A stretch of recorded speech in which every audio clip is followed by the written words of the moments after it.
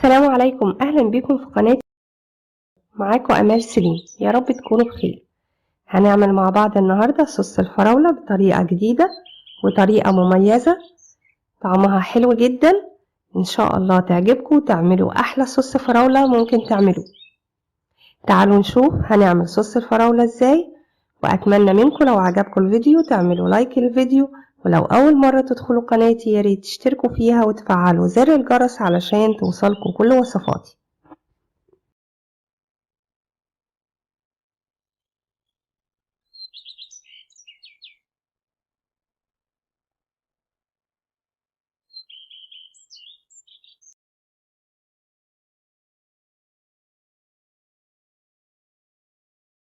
يلا نبدأ ونقول بسم الله. أول حاجة معايا 600 جرام من الفراولة، هحطهم في الكبة وهفرمهم ناعم جدا.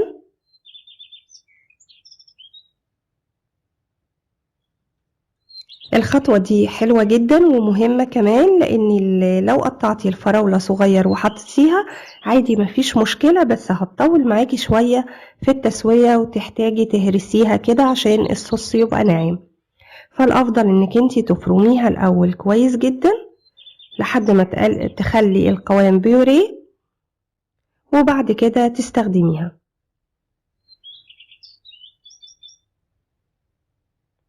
بعد كده هحطها على النار تكون ما بين الهادية وما بين المتوسطة عشان الفراولة تستوي براحتها. وهضيف عليهم كوباية إلا ربع من السكر، لو حابة تزودي كمان معلقة كبيرة زودي، السكر ده حسب رغبتك، ونص معلقة صغيرة من عصير الليمون. وهضيف عليهم 2 معلقة كبيرة من الجيلي، ودي التكاية الجديدة اللي أنا عاملاها النهاردة. وضفت عليهم تلت كوباية من المية، وعادي جدا ممكن تضيفي نص كوباية، مفيش أي مشكلة في المية. وبقلبهم كويس جدا لحد ما الفراولة، واسيبها على النار لحد ما الفراولة أحسها قربت تستوي. طبعا طول ما هي بتستوي على النار أي ريم أبيض بيطلع بتشيليه. أول ما تقرب تستوي بتضيفي عليها رشة من ملح الليمون. ملح الليمون يعتبر مادة حافظة وكمان بيعادل الطعم. وادي اهي بعد ما استوت، شوفي لونها عامل ازاي، وده قوامها. طبعا لو حابة القوام النهائي يبقى اخف من كده مفيش مشكلة، لانها بترجع تتقل. هحطها في بولة زي ما انتي شايفة، بس صوص الفراولة بيبقى فيه زي حبيبات كده صغيرة اللي هي بتكون في الفراولة، دي مش بتكون موجودة في صوص الفراولة الجاهز. صوص الفراولة الجاهز بيبقى ناعم جدا، فانتي بتصفيه. طبعا لو حابة تستخدميه كده مفيش مشكلة، هو طعمه جميل قوي، لكن الافضل عشان يبقى نفس الجاهز في الشكل، طبعا الطعم بيكون اعلى، انك انتي بتصفيه بحيث يبقى ناعم جدا. وهو زي ما انتوا شايفين هبتدي اصفيه بالشكل ده.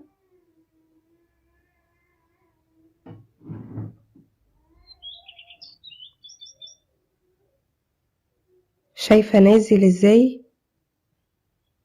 صافي خالص مفهوش اي حبيبات، تحسيه ناعم جدا. وهو بعد ما جهز خلاص صفيته كله. شايفة الجمال؟ بجد لونه تحفة جدا، قوامه حلو قوي وناعم، يعني تقدري تحطيه على اي وصفة. بجد حلو قوي، حلو في تشيز كيك الفراولة، في اي وصفة محتاجة منك صوص الفراولة هيبقى مثالي جدا، وكمان طبعا مش مكلف خالص.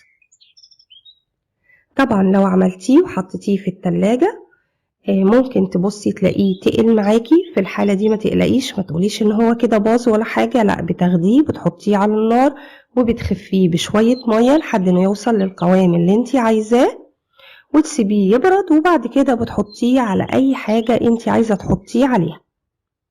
بجد جميل جدا ومميز، اتمنى ان كنتوا تجربوه، واتمنى لو الفيديو النهاردة عجبكم تعملوا لايك للقناة، وكمان تشتركوا في قناتي لو اول مرة تدخلوا القناة، وتفعلوا زر الجرس. بحبكم في الله، أمال سليم.